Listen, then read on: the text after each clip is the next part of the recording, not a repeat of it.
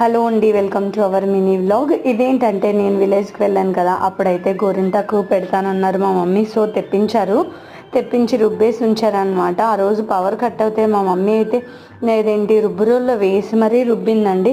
So మా mother అయితే పెట్టేసుకున్నారు. నేనైతే కొంచెం తిరిగే పని ఉండి బయటికి వెళ్ళడం మీదట నేను తిరిగి వచ్చేటప్పటికి ఆవిడ పెట్టేసుకున్నారా.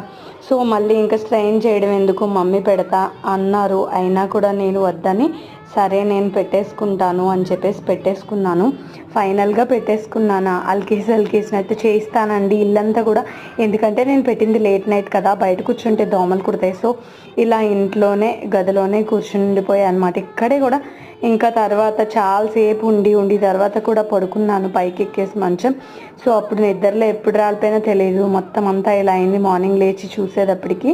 సో ఫైనల్లీ ఇలా అయిందనమాట. మీ ఇంట్లో కూడా ఇంతేనా?